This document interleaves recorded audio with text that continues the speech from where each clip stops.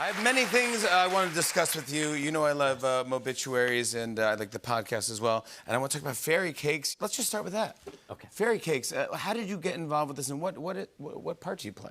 Well, the playwright, very funny writer, Douglas Carter Bean, called me and said, I've written a play that's a mashup of classic stories like Pinocchio, Snow White, Cinderella, and Shakespeare's A Midsummer Night's Dream, and I want you to play Geppetto, or the Geppetto of Pinocchio. I was intrigued, especially because this is not the Geppetto we grew up with. All right, our grandparents' Geppetto, that Geppetto, with all due respect, was a failed woodcarver who made terrible toys. He had no social life. He spent all of his day chasing around a sociopathic puppet, and ends up being swallowed by a whale. This is a vulnerable Geppetto, a soulful Geppetto, and a sexy Geppetto. So that's what really drew me to the role. Wow.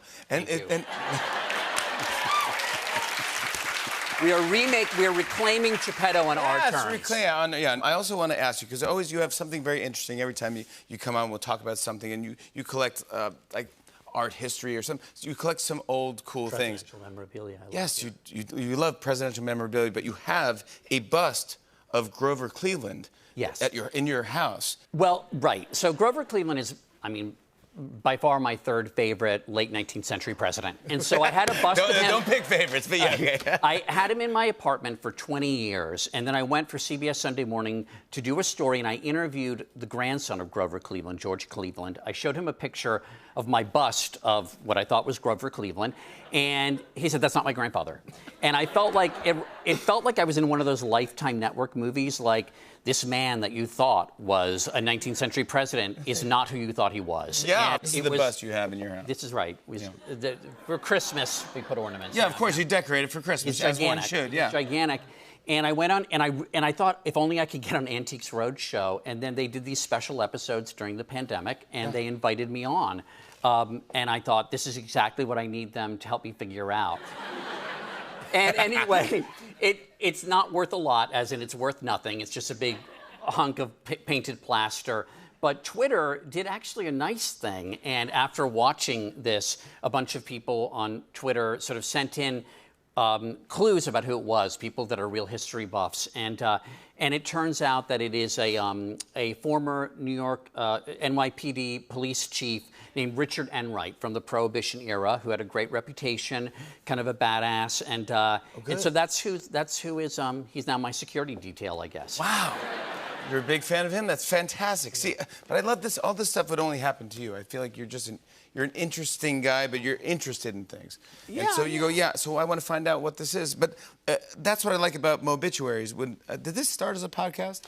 It started as a podcast, but I knew we were going to do a book at the same time, and the material is different for the podcast and the book. There's some overlap, but I'm just, I went with subjects, people, and things that I feel didn't get the send-off they deserved the first time. So their favorite entertainers in there, like Sammy Davis Jr., who was just, I think, the greatest entertainer of the 20th century all around.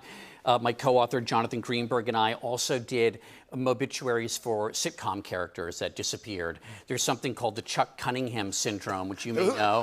Who's Chuck? Chuck was Chuck. Thank you. He knows. No, I know. Wait, with Chuck was it Ron Howard's brother? Okay, so yes, so Richie Cunningham, Ron Howard, had an older brother for the first. Oh, does this work? For the first two seasons. Oh, it does work. It does. Wow. Okay. So he had. I never knew it worked. It does. This is fantastic. It's like we're doing an old-timey radio show. I know. I love it. Tell me about Bob and Ray.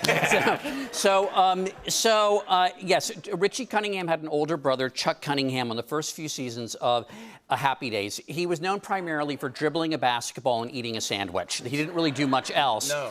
The Fonz, he became more and more popular, and Gary Marshall, the creator of the show, who really was kind of a genius, said, look, why would Richie Cunningham go to anyone but the Fonz for advice on dating and dealing in high school? So basically, Chuck Cunningham, the older brother, had to die for the Fonz to live. And so they just disappeared the character. They never explained it. He just went upstairs one day and never came down. And the same thing happened to Judy Winslow on Family Matters. In February of 1993, at Grandma Winslow's wedding, which was a very special episode, Judy Winslow, that character, Yeah. she went down the aisle as a flower girl, and then she disappeared. She was never seen again. God, didn't bring her back at all. Right, and really the blame lies with Urkel. Because Urkel He got too famous. Urkel had become so big there just wasn't room for a cute little sister. So they had to vaporize her. I love this. There's so many more great, true. funny stories and awesome stories in this. Mobituaries.